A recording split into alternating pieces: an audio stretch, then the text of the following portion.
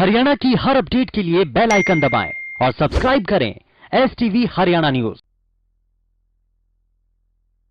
हिंदू सिंह, हरियाणा विधानसभा का बजट सत्र चल रहा है और कल सत्र की कार्यवाही के दौरान कांग्रेस गठबंधन सरकार के खिलाफ अविश्वास प्रस्ताव पेश करेगी, जिसको लेकर सत्ता पक्ष और विपक्ष ने अपने अपने विधायकों को सदन में मौजूद रहने के लिए व्हिप जारी कर दिया है। जहां सरकार खुद के मजबूत होने का दावा कर रही है, तो वहीं विपक्ष सरकार को किसान विरोधी बता रहा है।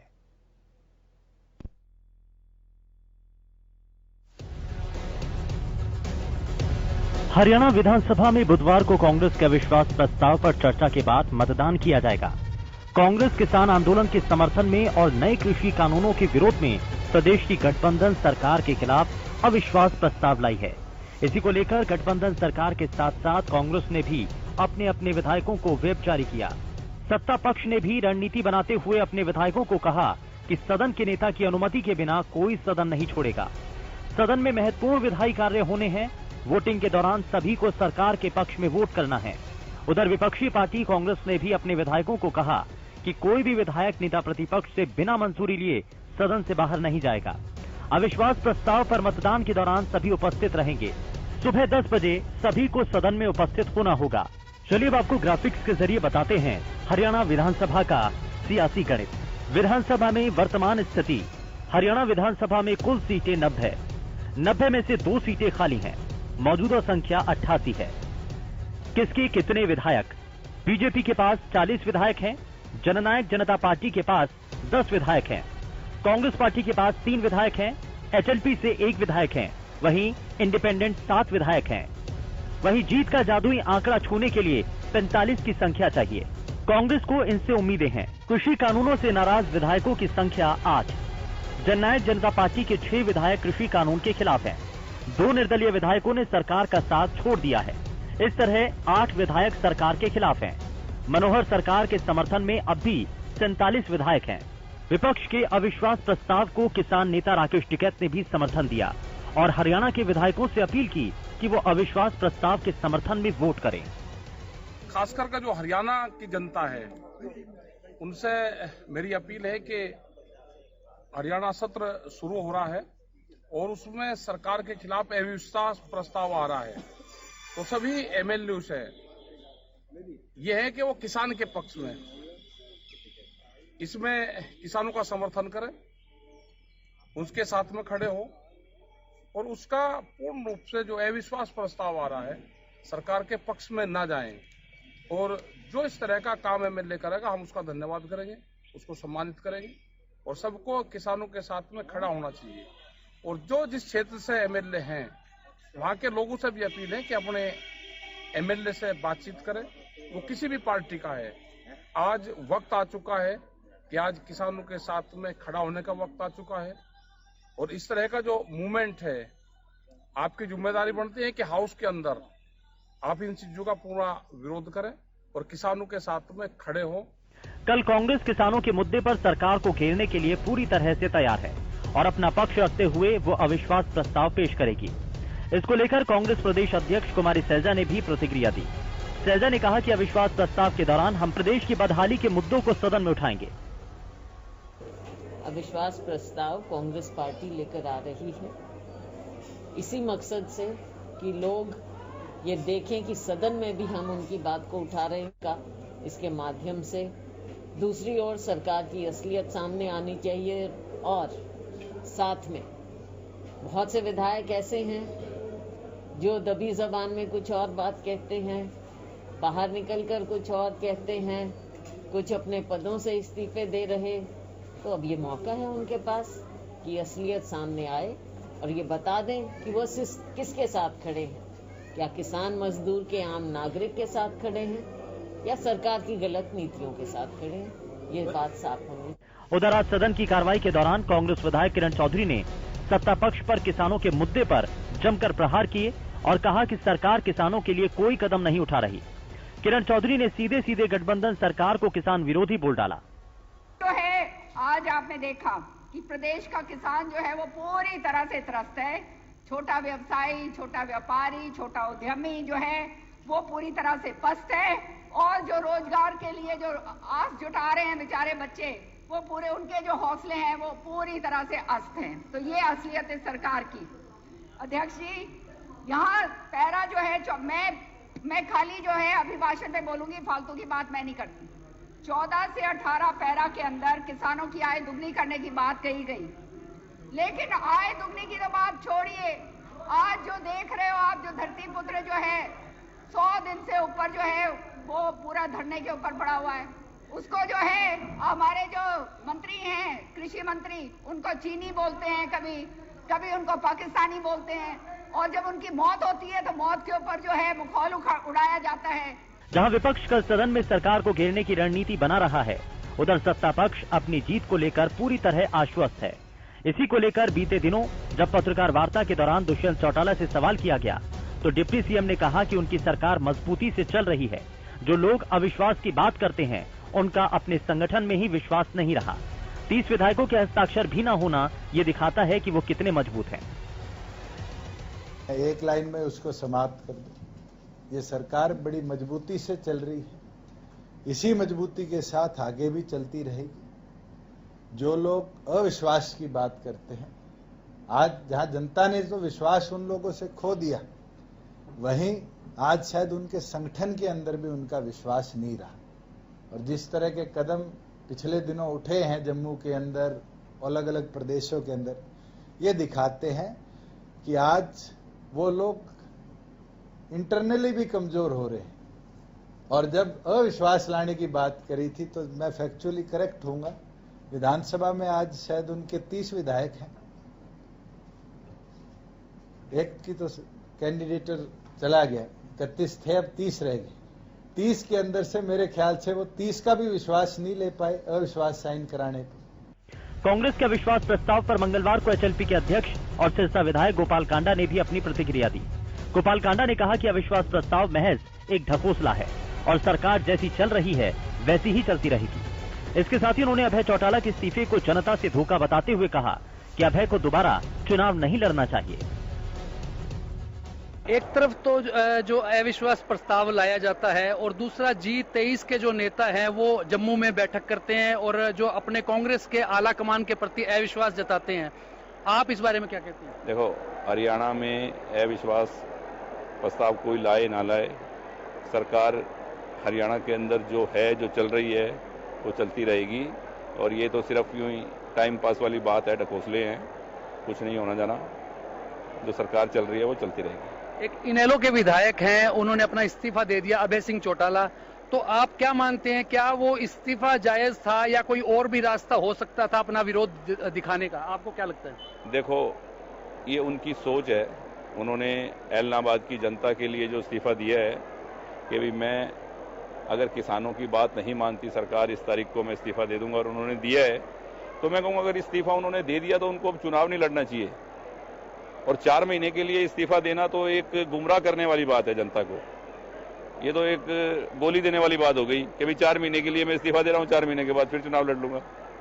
जब इस्तीफा ही दे दिया, आप 5 साल इंतजार करो, भी मैंने तुम्हारे लिए छोड़ दिया, तो जनता तो फिर आपके साथ ही रहेगी ना। और ऐसे अगर आप उनको 4 महीने के लिए गुमराह करोगे, 4 महीने के बाद फिर दोबारा मैदान में आ जाओगे, आपने छोड़ा ही नहीं है, तो फिर इस्तीफा क्यों दिया? क्या जरूरत थी? बात अगर संख्या बल की करें तो सरकार पूरी तरह से अपनी मजबूती का दावा कर रही है। इसके लिए विधायकों को सदन की कार्यवाही के दौरान मौजूद रहने की और सरकार के पक्ष में वोट करने की व्हिप जारी कर दी गई है। लेकिन विपक्ष भी सरकार का विरोध करते हुए अपने अविश्वास प्रस्ताव को मजबूत साबित कर रहा है। लेकिन अब कल ऊंट किस करवट बैठेगा, ये तो कल ही पता चल पाएगा, जिसका हर किसी को शिद्दत से इंतजार है। Bureau report, Haryana news.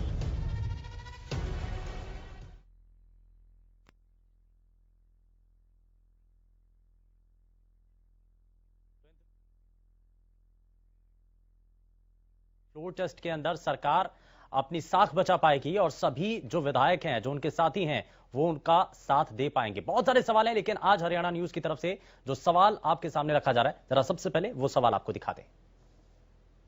और समानों से आपको मिलवा देते हैं। हमारे साथ राजनीतिक विश्लेषक योगेश कौशिक जी कार्यक्रम में जुड़ चुके हैं। योगेश जी बहुत स्वागत है।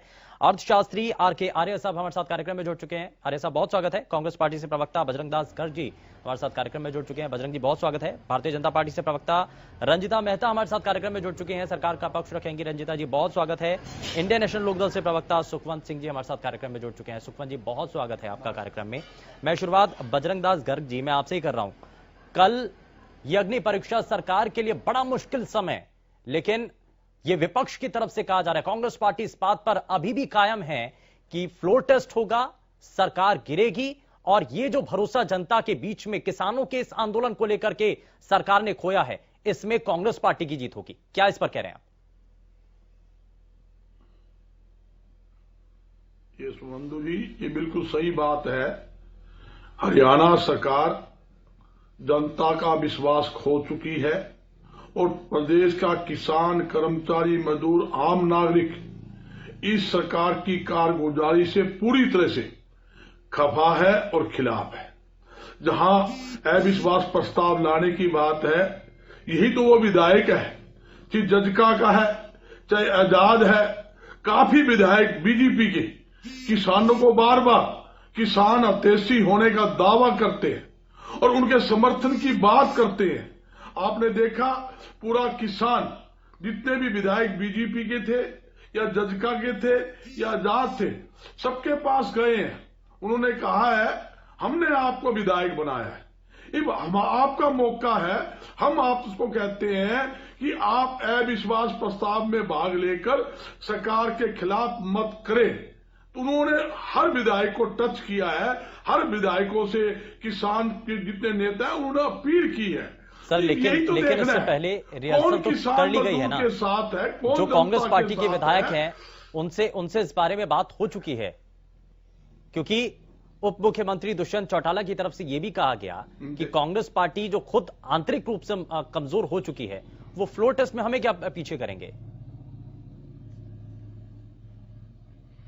देखिए, ये अपनी जेब मिटाने वाली बात है। जिसके खुद के विधायक कंट्रोल में नहीं हो, जिसके विधायक चेयरमैन से बरवाला ने इस्तीफा दे दिया, जगह जगह इस्तीफा दे रहे हैं।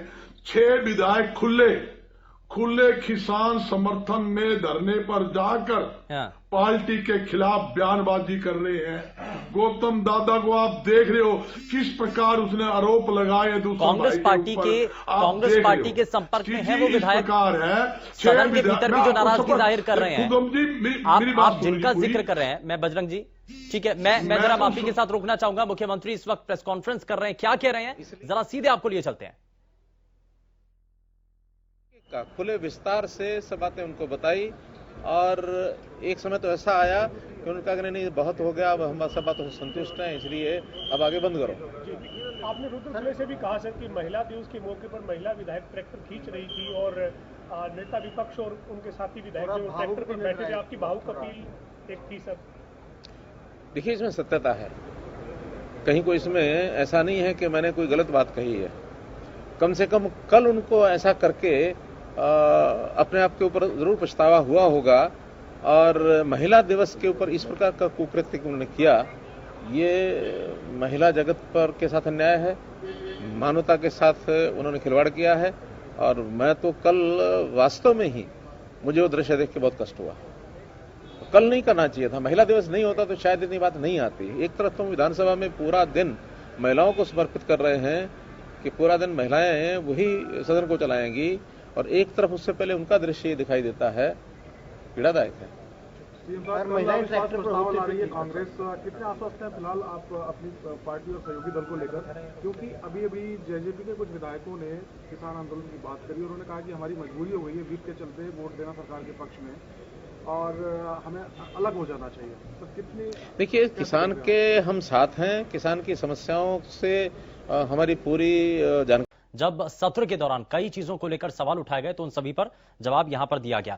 जरा जल्दी से आगे बढ़ते हैं, सभी खास मेहमान लगातार हमारे साथ कार्यक्रम में बने हुए हैं। मैं जरा योगेश कौशिक जी आपके पास ही आ रहा हूं। ये सत्र के अंदर जिस तरीके से हंगामा हो रहा है, जननायक जनता पार्टी के जो विधायक हैं, जो उनके सुर हैं और जिस तरीके के बयान उनके द्वारा दिए गए हैं सदन के भीतर, क्या उसको लेकर के हाव भाव देखने को आपको लगता है, क्या नजर आ रहा है? और कल के फ्लोर टेस्ट में क्या कहीं ऐसा हो सकता है कि गणित खराब हो जाए? जो अभी तक सब अंक गणित लगा रहे हैं वो कहीं गणित धरा का धरा रह जाए? देखिए, मैं ना 2-3 बातें करूंगा इस मामले में।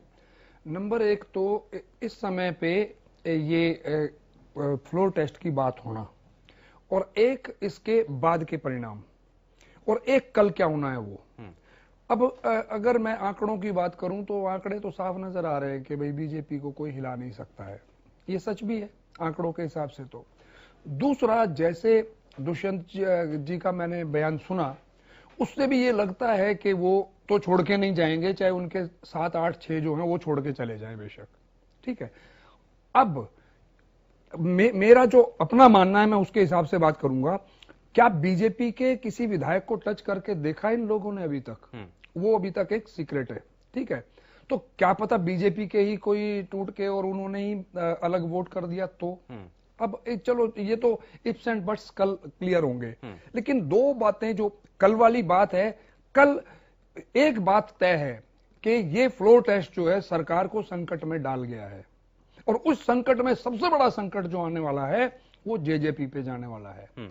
क्योंकि in any case as a मतलब राजनीतिक सोच के हिसाब से जो मैं बोल रहा हूं, आप देख लेना आज के 3 साल बाद, या हो सकता है 6 महीने बाद या 1 साल बाद अगर चुनाव होते हैं, तो मैं एक गारंटी करके बोल रहा हूं यहां पे कि जेजेपी 90% खत्म हो जाएगी।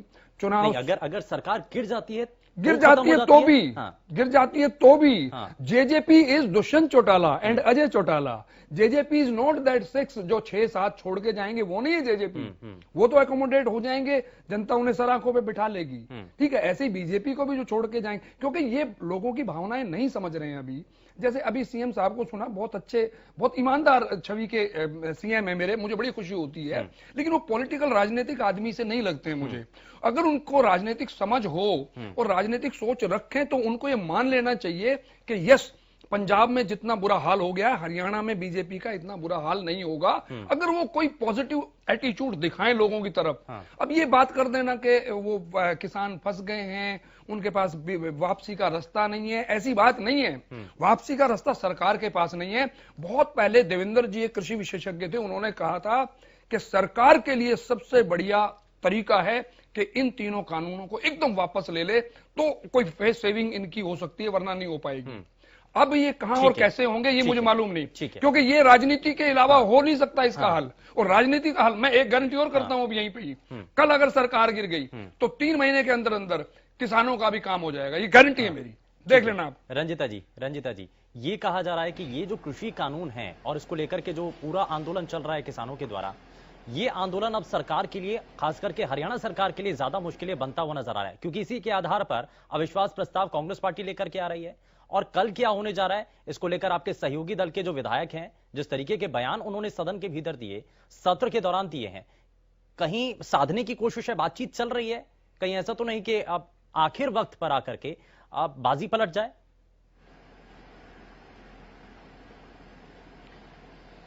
शुभेंदु, जो आंकल लगाए जा रहे हैं और जो हमारे विपक्ष के कांग्रेस के नेता मुंगेरी लाल के हसीन सपने देख रहे हैं कि कल पता नहीं क्या होगा, कल दूध का दूध पानी का पानी हो जाएगा और निश्चित तौर पे सरकार जो है अपना बहुमत दिखाएगी। पहले तो मैं उनसे पूछना चाहती हूं कि क्या वाकई ही उनके सारे विधायक आने से पहले हुड्डा साहब के घर पे या शैलजा जी के यहाँ पे या अपने ऑफिस के अंदर ही अपना फ्लोर टेस्ट कर लेंगे कि वो सारे इकट्ठे हैं कि नहीं है? और जहां तक सरकार की बात है, जिस तरीके से ऐतिहासिक फैसले इस बार के बजट के अंदर भी, जबकि कोरोना काल रहा, इतने सराहनीय कदम सरकार की तरफ से उठाए जा रहे हैं, चाहे वो किसानों को लेकर हैं, चाहे वो हेल्थ सेक्टर को लेकर हैं, चाहे वो एजुकेशन सेक्टर को लेकर हैं, हर जगह के ऐतिहासिक फैसले जो हैं आज जनता जनार्दन को इस बात के लिए मंजूर कर रहे हैं, आज मजबूर कर रहे हैं कि जो किसानों का आंदोलन है ये कहीं ना कहीं राजनीतिक रूप ले चुका है। आज वो राजनीति के तहत वहां पे बैठे हैं, क्योंकि सरकार इन कानूनों को 1.5 साल के लिए ऑलरेडी स्थगित कर चुकी है। सरकार मजबूत है, आपका जो सहयोगी दल है वो पूरी तरीके से उसके बाद बिल्कुल सरकार शुभेंदु पूरी तरीके से मजबूत है और मैं ये मानती हूँ कि 1% भी दिक्कत नहीं आने वाली। और जहां तक बात है ऐतिहासिक फैसलों की जो आज लिए गए हैं, 2 नए कैंसर हॉस्पिटल पूरे प्रदेश के अंदर जो बनने जा रहे हैं, ये एक बहुत बड़ा ऐतिहासिक फैसला है जो आज सरकार के द्वारा लिया गया है। और उसके अलावा अगर मैं बात करती हूँ बाकी उपलब्धियों की, 1500 करोड़ रुपया जो पानी की किल्लत, जिसके लिए calling attention motion Kiran Chaudhary जी ने लेके आए थे कि 1500 करोड़ का मंजूरी वहां के हमारे विधायक ने अपनी मेहनत से स्वीकृत कराया, जिसके तहत 1000 करोड़ रुपया। एक छोटा सा ब्रेक लेना है, छोटा सा ब्रेक लेना है। सुखवंत जी और बाकी मेहमान भी आर.के. आर्या साहब भी लगातार हमारे साथ कार्यक्रम में बने हुए हैं। जरा आप जो जनता की उम्मीदें हैं उन पर भी बात करेंगे, लेकिन आप एक छोटे से ब्रेक के लिए यहां रुक रहे हैं। ब्रेक के उस पर बात करेंगे कि आखिर जो गहमा गहमी सदन के भीतर इस वक्त चल रही है उसके संकेत क्या हैं, और जननायक जनता पार्टी के जो विधायक जिस तरीके के तेवर अपनाए हुए हैं, क्या वाकई में कल आने वाले दिन में वो किसी एक बड़े परिणाम की तरफ नजर कर रहे हैं। कल का दिन सरकार के लिए बड़ा भारी है, विपक्ष के लिए बड़ी चुनौती है कि वो इस संकट के समय में जब सरकार को घेरने की तैयारी की जा रही है तो वो मजबूती के साथ एकजुट होकर के सरकार को उसकी टांग खींच सके। लेकिन क्या ऐसा हो पाएगा? क्या सरकार गिर पाएगी? और जो गठबंधन मजबूती के साथ खड़ा हुआ है, क्या उसमें कहीं किसी भी तौर पर विधायकों को तोड़ करके वो अपने खेमे में ला पाएंगे? इन्हीं सभी चीजों के साथ जरा आगे बढ़ते हैं। सभी खास मेहमान लगातार हमारे साथ कार्यक्रम में बने हुए हैं। सुखवंत जी, मैं जल्दी से इस पर जवाब लेना चाहता हूं। आज वो समय है जब अभय चौटाला की तरफ से विधायक पद से इस्तीफा दे दिया गया और ये कहा गया कि वो किसानों के इस आंदोलन में साथ दे रहे हैं। भूपेंद्र सिंह हुड्डा ने कहा कि समय इस तरीके से घूमेगा कि आपको शायद ये महसूस हो कि आपको सदन के भीतर होना चाहिए था, सदन के भीतर लड़ाई लड़ने का वक्त था, लेकिन आप उस वक्त बैकफुट पर आ गए, आप पीछे चले गए, छोड़ करके चले गए। क्या आपको लगता है आज की स्थिति में? देखो शुभेंदु भाई, जिस वक्त चौधरी अभय सिंह चौटाला जी ने आज आप इफ एंड बट कुछ भी लगा लें, और चौधरी भूपेंद्र सिंह हुड्डा ये बात कैसे कह रहे हैं, मैं तो समझ अपनी पूरी बुद्धि का प्रयोग के बावजूद नहीं समझ पाया। जिस वक्त चौधरी अभय सिंह चौटाला ने किसानों के पक्ष में रिजाइन दिया, उस वक्त की आवश्यकता, नीड ऑफ द आवर ये थी कि किसानों का मनोबल कैसे बढ़े। आप देखेंगे 26 जनवरी की उस घटना के बाद किसानों का मनोबल डाउन हुआ था, और वो एक फेज थी जब आंदोलन डाउन हुआ, और चौधरी अभय सिंह चौटाला ने उस वक्त जो रिजाइन दिया वो किसानों के मनोबल को उठाने के लिए और उस आंदोलन को गति प्रदान करने के लिए था। अब जहां तक विधानसभा की बात है, चौधरी भूपेंद्र सिंह हुड्डा ने उस वक्त जब उन्होंने रिजाइन दिया तब तक तो कोई अविश्वास लाने की बात नहीं थी। दूसरी बात यह है कि चौधरी भूपेंद्र सिंह हुड्डा के अपने खुद के 7 विधायक उनके अविश्वास प्रस्ताव के ऊपर उनके साइन नहीं है, तो इस प्रकार की बात करना हास्यास्पद बात है। और क्योंकि अब यहां पे सबका मंतव्य ये था, और इंडियन नेशनल लोकदल चौधरी देवलाल के विचारों के ऊपर राजनीति करती है, चौधरी अभय सिंह चौटाला उसी फुटस्टेप्स को फॉलो करते हैं जो चौधरी देवलाल के। नहीं तो सुखवंत जी, आपको क्या लगता है, कांग्रेस पार्टी जिस मजबूती के साथ कह रही है कि हम सरकार गिराएंगे या सरकार नहीं टिक पाएगी, वो मजबूत नहीं है, तो उस दावे के अंदर कोई खोखलापन है? सुबेदु जी, उनकी सीरियसनेस पता चलती है जब उनके 7 विधायक वहां से नाराज हैं। वो कितने साइन किए उन्होंने नो कॉन्फिडेंस मोशन के ऊपर। मैं ये कह रहा था कि चौधरी अभय सिंह चौटाला चौधरी देवलाल के फुटस्टेप्स को फॉलो करते हैं, और उस वक्त हमें किसी ड्रामा करने की आवश्यकता नहीं है, हमें किसी को दिखाने की आवश्यकता नहीं है, हमें चौधरी भूपेंद्र सिंह हुड्डा से या कांग्रेस से सर्टिफिकेट लेने की आवश्यकता नहीं। हमने जिस वक्त रिजाइन दिया उस वक्त किसानों के मनोबल को उठाने के लिए, उस आंदोलन को गति प्रदान करने के लिए, और क्योंकि किसी भी देश में किसी भी चुने हुए एक रिप्रेजेंटेटिव ने पहली बार चौधरी अभय सिंह चौटाला ने रिजाइन दिया, तो उसकी वजह से किसान आंदोलन को गति भी मिली। अब मैं दोबारा कह रहा हूं कि कांग्रेस की और चौधरी भूपेंद्र सिंह हुड्डा सिर्फ और सिर्फ राजनीति इसलिए कर रहे हैं कि अगर उनकी अपनी सीरियसनेस होती तो सबसे पहले वो अपने विधायकों को इकट्ठा करके उसके ऊपर सबके सब साइन कराते।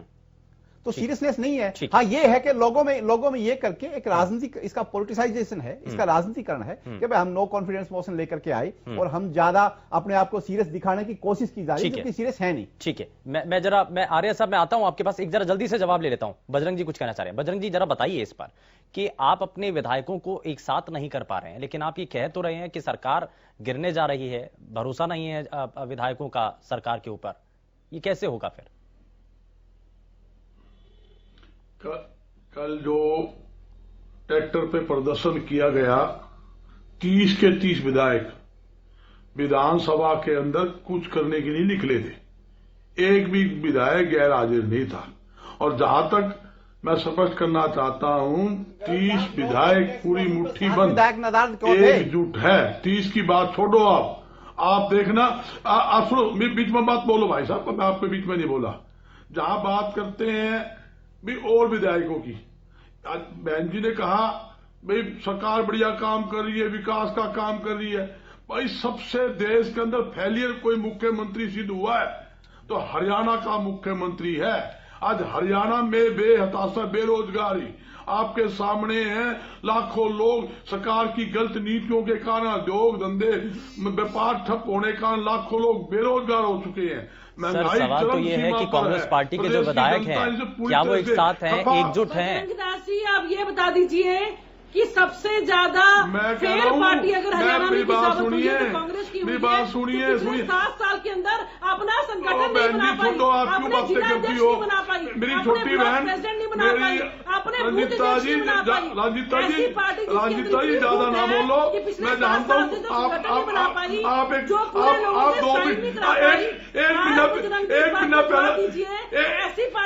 1 मिनट शुभम जी इनसे तो पूछ लो। 1 महीना पहले तो पानी पी गाल बकती थी बीजेपी को, मुख्यमंत्री गाल बकती थी, प्रधानमंत्री नहीं। ठीक है सर, ठीक है, पर्सनल टिप्पणी नहीं सर, पर्सनल नहीं। क्या बात करते हो, किसकी बात करते हो? 1 महीना पहले तो ये पानी पी छोड़ दीजिए ना सर, पर्सनल टिप्पणी नहीं, उस चीज को छोड़ दीजिए पॉइंट पर। अब सर ये बताइए ना, ये बताइए कि आपकी कांग्रेस पार्टी के जो विधायक हैं, वो किसान आज किसान मारे हो गए, आज किसान चोर हो गए,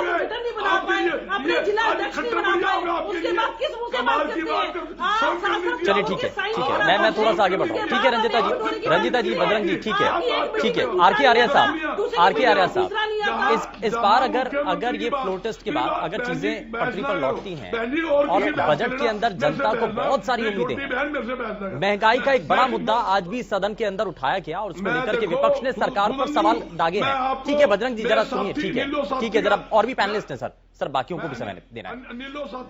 ठीक है सर, ठीक है, हाँ नहीं ठीक है, उस पर मैं जवाब लूंगा सर, उस पर जवाब ले लूंगा मैं।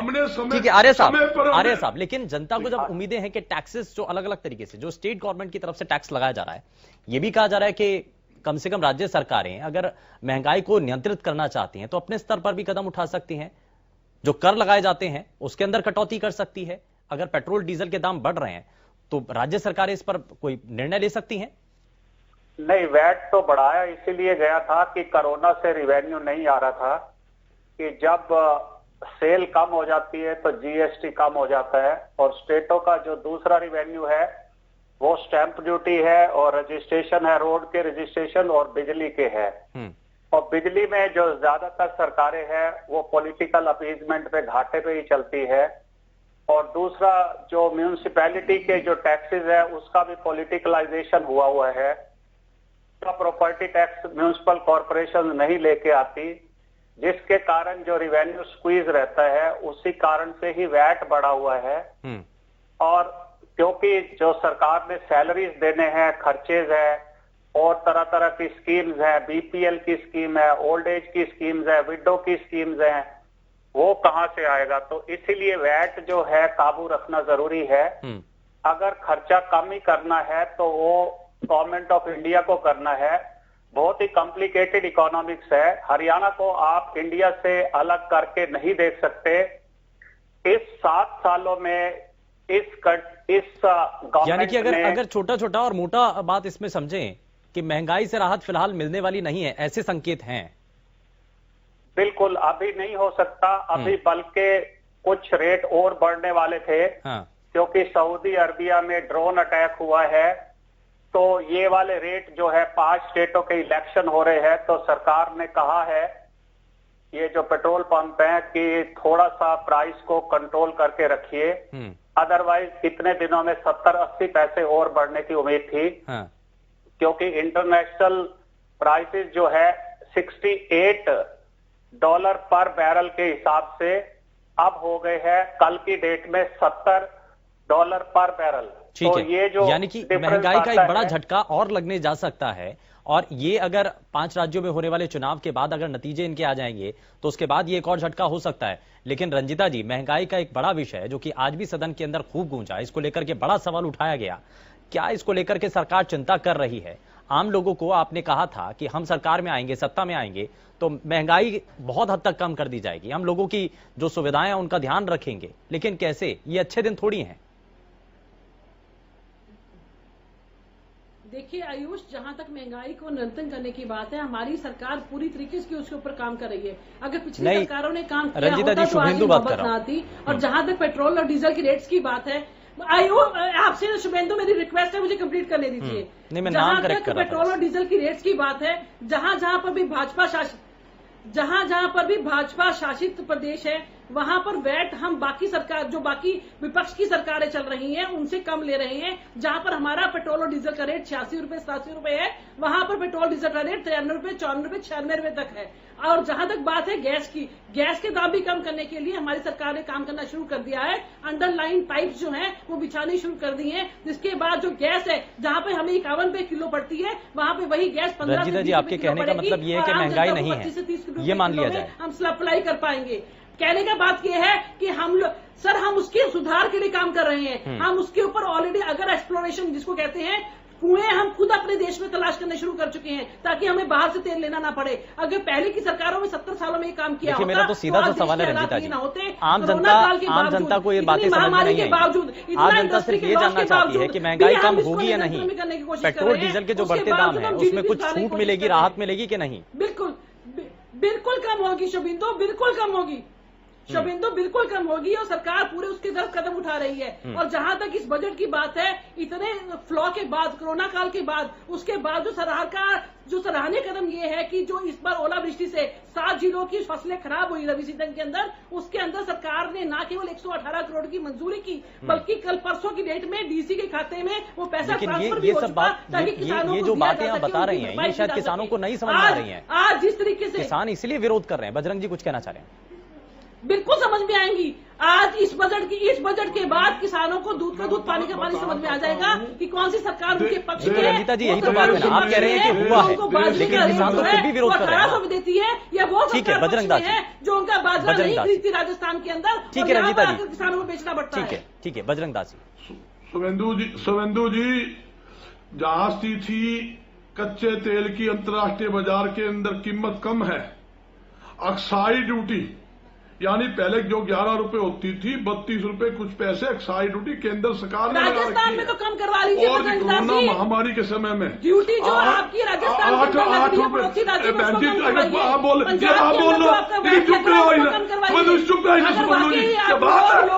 बोलती रहती है, तो उनके रेट कम दीजिए ना। हरियाणा के अंदर बैठ कर रो रहे हैं, पड़ोसी राज्य राजस्थान में तो आपकी सरकार है, वहां पर क्यों नहीं रेट करवा रहे? एक चीज समझिए ना, जब आप कह रहे हैं कि हरियाणा के अंदर, हरियाणा सरकार इस बारे में कोई फैसला नहीं ले सकती है, टैक्सेस कम नहीं करेगी, लेकिन राजस्थान सरकार कर दे। ठीक है बजरंग जी, सुनो, ठीक है मेरी बहन जी मेरी बात सुनो। मैं बोल रहा, आप बोल रहे, ठीक है बजरंग जी, हाँ ठीक है, मैं बोल रहा हूँ, मेरी बात सुनो शांति से। आपके टाइम में आप बोल लेना, मैं स्पष्ट कर रहा हूँ, 32 में कुछ पे एक्साइज ड्यूटी है। केंद्र सरकार ने कोरोना महामारी के अंदर 8 रुपए पेट्रोल पर, 8 रुपए डीजल। बहन जी तू बोल रहे यार, आप चुप हो जा, बजरंग जी तू बोल रहे सारा दिन। नहीं देखिए, बोलने नहीं रहती, शालीनता के साथ बजरंग दास जी प्लीज, बैठ कर रही है। नहीं ये तरीका नहीं है बजरंग दास जी, ये तरीका बिल्कुल भी नहीं है, ये तरीका बिल्कुल भी नहीं है बजरंग दास जी। नहीं ये आप गलत शब्दों का चयन कर रहे हैं। देखिए आप सही तरीके से बात करें, सभ्य तरीके से बात करें, पूरा प्रदेश देखता है। नहीं तो ये तरीका नहीं है ना सर बात करने का, बात करने का ये तरीका नहीं है ना। हाँ तो बात करने का ये भी तरीका नहीं है। रंजीता जी प्लीज आप भी थोड़ा सा मेंटेन करें। कोरोना महामारी के समय में 8 रुपए डीजल पर, 8 रुपए पेट्रोल के ऊपर स्पेशल एक्साइज ड्यूटी लगाई, और रोड टैक्स के नाम पर 2 रुपए तो इन्होंने लगाया पेट्रोल पर, 3 रुपए डीजल पर टैक्स लगाया। कोरोना महामारी के समय लगाया, यानी 10 रुपए पेट्रोल पर 11 रुपए स्पेशल टैक्स लगाया गया था। वो क्यों नहीं हटाया उन्होंने? ये 11 रुपए आपके सामने बढ़ा हुआ है। एक्साइज ड्यूटी किसने बढ़ाई? 2014 से पहले एक्साइज ड्यूटी देख लो। तो केंद्र सरकार का काम बनता है वो एक्साइज ड्यूटी कम करे, यानी कि सेंट्रल गवर्नमेंट को उस पर नजर बनानी चाहिए। 2014 से पहले योगेश कौशिक 9 रुपए, ठीक है सर, ठीक है, लेकिन जिस तरीके से संकेत अभी मिल रहे हैं, कोरोना संक्रमण का दौर ऐसे में बहुत हद तक नुकसान देखने को मिला है, अर्थव्यवस्था इससे पूरी तरीके से चल रही है, तो टैक्सेस कम होने का संभावनाएं बहुत हद तक कम है। आरोप प्रत्यारोप लोग तो चलते रहेंगे। बीजेपी कहेगी कि आप राजस्थान के अंदर कम करिए, पंजाब के अंदर कम करिए, लेकिन हरियाणा के अंदर कम करने के लिए तैयार नहीं होंगे। 350 पे गैस ठीक है सर, बजरंग दास जी, ठीक है। आज 813 में सिलेंडर है, आप कैसे महंगाई नहीं हुई? आप जो जनता का लूट रहे काम, बजरंग दास जी ठीक है सर, आपने अपनी बात रख ली है, ठीक है बजरंग दास जी, ठीक है ठीक है, जहां पंचकूला आप रह रहे हो, नहीं ठीक है रंजीता जी, ठीक है बजरंग दास जी, क्या आप क्या बात करते हो? जनता विरोधी बात कर रहे चलिए हो। ठीक है सर, ठीक है ठीक है ठीक है, मैं वापस लौटता हूँ। योगेश कौशिक, योगेश कौशिक, ये पार्टी के लोग तो एक दूसरे पे इल्जाम लगाएंगे, लगाते रहेंगे, लेकिन हमें बात करनी चाहिए गणित की। गणित क्या बोलता है? गणित ये बोलता है, मैं आर्य साहब से भी सहमत नहीं हूं थोड़ा सा, क्योंकि कांग्रेस के समय में यही $120 पर बैरल होता था और तब भी रेट 80 रुपए नहीं गया था। ठीक है, इसका मतलब हम में कहीं ना कहीं गड़बड़ है, क्योंकि प्रोसेसिंग जो पैसा प्रोसेसिंग में लगता है वो तो उतना ही लगेगा ना, उतना ही लगेगा ना जितना पहले लगता था। मेरे को पूरा टाइम दीजिए, ठीक है, तो वो तो उस टाइम पे $120 पर बैरल तक गया था। ठीक है, अब मैं बात कर रहा हूँ 60-70, आई डू एग्री कि वहां तक है ये। अब ये बात चल सकती है कि क्योंकि डॉलर की कीमत उस टाइम ये थी, अब डॉलर की कीमत ये हो गई है, ये मैं मानता हूं। इसमें फेलियर किसका है? सरकार का है, क्योंकि यही सरकार जो आज के दिन है यही कहती थी कि डॉलर बर्बाद कर दिया इस सरकार ने। I do agree. अब मैं बात कर रहा हूं इस तेल पानी से थोड़ा बाहर निकल जाओ आप। मैं जानना चाह रहा हूं, कच्ची घानी का तेल जो 80-90 रुपए तक था, वो आज के दिन 140-150 रुपए का पहुंच गया है शहरों में, और वो मैं एमआरपी की बात कर रहा हूं। अब आगे कितने में बिकेगा मुझे नहीं मालूम। उसके अलावा और जो आम चीजें जनता के लिए हैं वो बढ़ गई हैं। अब कोरोना काल की थोड़ी सी बात कर लेते हैं। कोरोना काल में हम लोगों ने, मतलब उस ईयर को पूरे को अगर हम चेक करेंगे, तो उस पूरे के पूरे ईयर को अगर हम चेक करते हैं, तो टैक्स जो 2015 में था उतना ही टैक्स हमने 2000 अभी जो गया हमारा साल उसमें वसूल किया है डीजल पेट्रोल से। चलो सरकार की को जरूरत थी, मैंने मान लिया, उस टाइम पे उन्होंने किया, लेकिन जब रिलीफ देना चाहिए तब भी तो सरकार को सोचना होगा देने की बहुत हद तक जरूरत है। ठीक है, जरा जल्दी से रिएक्शन आर्य साहब, फिर उसके बाद में सुखवंत जी आपके पास आता हूं। आर्य साहब जल्दी से रिएक्शन। कौशिक साहब ने कोई बिल्कुल नई बात नहीं बताई है कि जब ये रेट 70-80 के आसपास भी नहीं गया था, तो 77-78 पे था, तो जो इंटरनेशनल प्राइसेस थे वो $120 पर बैरल था, और $1 जो था वो 68 रुपए का था, परंतु इमीडिएटली उसको 64 रुपए का लेके आए थे। परंतु एक्साइज ड्यूटी तब भी 16 रुपए ही थी। आज की डेट में एक्साइज ड्यूटी, अभी जो कांग्रेस के प्रवक्ता कह रहे थे, वो 32 रुपए 80 पैसे हाईएस्ट है। और जब ये रेट बहुत ही कम था, $20 पर बैरल रहा मई के अंदर, तब भी एक्साइज ड्यूटी बढ़ा रहे हैं, क्योंकि नितिन गडकरी ये कह रहे हैं कि हम जो है सड़कें बहुत बना रहे हैं, हम इंफ्रास्ट्रक्चर बना रहे हैं। मैंने सवाल किया था नीति आयोग के चेयरमैन में कि जब समय रहेगा आप तब करोगे या वैसे ही करोगे? अभी क्या ट्रक उसके ऊपर चल रहे हैं? आप 44 किलोमीटर रोड का आप कह रहे हैं। अभी तो कंज्यूमर को रिलीफ दीजिए, अभी तो इनका खाना पीना ठीक करिए, तब जब सड़कों का टाइम आएगा तो सड़कों का। बिल्कुल। तो सरकार जो है ऑल इंडिया लेवल पर बिल्कुल ठीक नहीं चल रही है। लगभग 4 लाख करोड़ हम जीएसटी में लूज कर चुके ऑलरेडी, और उसके बाद लगातार लूज कर रहे हैं। 8.2% ग्रोथ रेट से 4 से भी कम ग्रोथ रेट अभी रजिस्टर हुई है मार्च में। अभी तो खैर नेगेटिव चल रही है, परंतु देखने में, क्योंकि हरियाणा सरकार छोटी है, और मैं राजस्थान का बता दूं मैडम को कि राजस्थान में जो स्टैंप ड्यूटी आती है वहां पे गुड़गांव और फरीदाबाद की तरह उल्टी सीधी कंस्ट्रक्शन नहीं है। जहां पर रेवेन्यू के काफी सोर्सेज है, छोटी रेवेन्यू के सोर्सेज बहुत सारे हैं, इसीलिए वहां पर संकट ज्यादा है। ठीक है सर, ठीक है। सुखवंत जी, इस बार के बजट से क्या उम्मीदें आपको नजर आती है? आपको लगता है कि कोरोना संक्रमण के इस दौर में हमने बहुत सारी चीजें देखी हैं, एजुकेशन सिस्टम में जिस तरीके से पिछली बारी बहुत हद तक इजाफा किया गया था, क्या हेल्थ सिस्टम को बेहतर करने की बहुत ज्यादा जरूरत है? उस पर ज्यादा फोकस किया जाए, एजुकेशन सिस्टम पर ज्यादा फोकस किया जाए? कौन सा क्षेत्र है जिस पर ज्यादा काम करने की जरूरत है? देखो शुभेंदु भाई, आपने खुद बता दिया, किसी भी एक व्यक्ति, सरकार को अपने लोगों के, अपनी नागरिकों के लिए सबसे पहले स्वास्थ्य, उसके बाद शिक्षा, इन चीजों की आवश्यकता होती है। और आपने जहां तक उम्मीद की बात की, मैं बिल्कुल नाउम्मीद हुई सरकार से, कि ये इस प्रकार इन्होंने तो डेलिबरेटली इस प्रदेश की शिक्षा को नष्ट किया है। डेलिबरेटली जो है वो स्वास्थ्य जो हॉस्पिटल है गवर्नमेंट के, उनको नष्ट किया है, क्योंकि कॉर्पोरेट को पसंद करने वाले लोग हैं और उसी प्रकार की लॉबी को ये लोग पसंद करते हैं। मैं एक बात कह के अपनी बात को समाप्त करता हूं कि आप एक देख लेना, इस बजट के अंदर आपको बहुत माइन्यूटली आप देखेंगे फैक्ट्रियों में जो चीजें बनती हैं उन चीजों के ऊपर ये टैक्स लगा के उसको महंगा करेंगे, क्योंकि वो उद्योगपतियों के तिजोरी में वो जाना होता है। और जो चीज किसान के या किसान के आसपास, जैसे कच्ची घानी का कौशिक जी ने वो किया, वो किसान के उत्पाद से बनती है और मेरे ख्याल से कच्ची घानी के इस प्रकार के बहुत माइनर स्केल पे जो यूनिट्स हैं उनमें बनती है।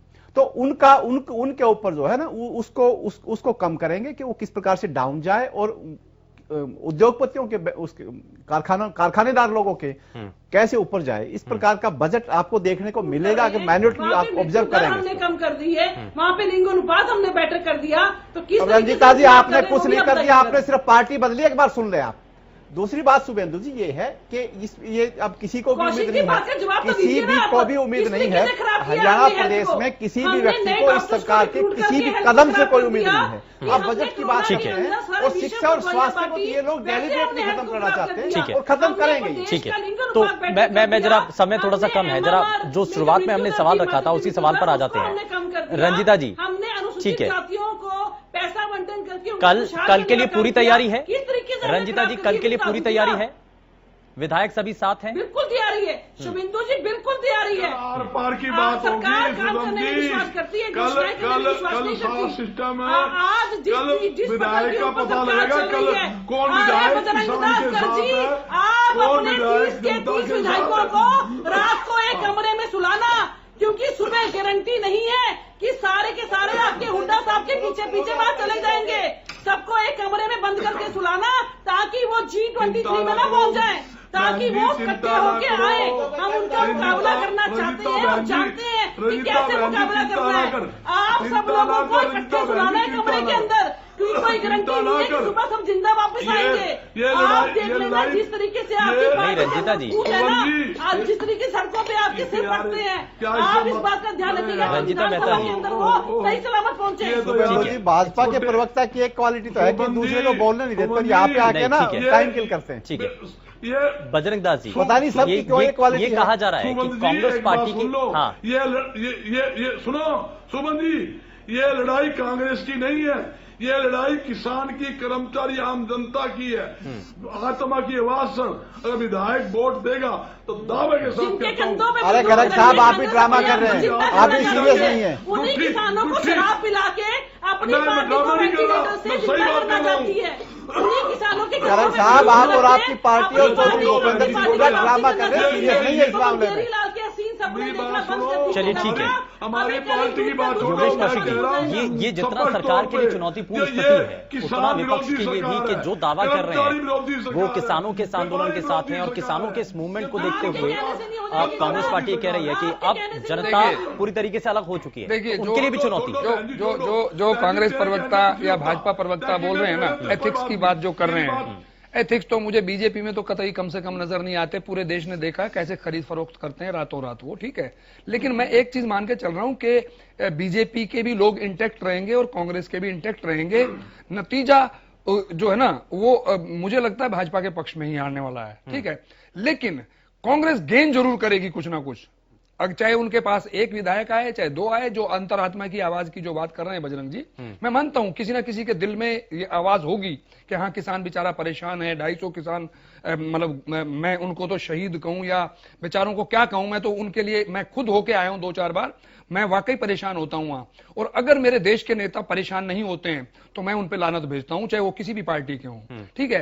राजनीति जो करते हैं वो करते रहें, लेकिन मैं आज भी ये दावा करता हूं कि अगर किसान नहीं रहा तो देश बर्बाद होगा, तय है, डिसाइडेड है। और जहां जहां किसानी नहीं, हम लोग किसानी पे तो सर्वाइव किए इस कोरोना काल में और उसी को हम बर्बाद करने पे तुले हुए हैं। और अगर वो नहीं मानना चाहते, नहीं एक्सेप्ट करते, तो आप उनको उनके रहम पे छोड़ दो, आप अपने कानून लेके अपने घर बैठ जाओ, ठीक है। जैसा अगर कांग्रेस पार्टी ये साबित नहीं कर पाती है तो यानी कि एक बहुत बड़ी नहीं, कांग्रेस जो है, कांग्रेस लंबा गेम खेल रही है। अगर वो हारते भी हैं तो भी अगली बार उनकी जीत है, निश्चित है। ठीक है, सुखमन जी मेरा इसमें ये कहना है कि बगैर किसी तैयारी के और बगैर किसी अरेंजमेंट के अविश्वास प्रस्ताव को लेकर के आना और उसमें सरकार की जीत हो जाना, वो मनोबल उनका उठाना है, उनको एक तरह से साइकोलॉजिकल जीत दे करके ठीक और इस किसान आंदोलन को डाउन करना है। बहुत शुक्रिया सभी खास मेहमानों का।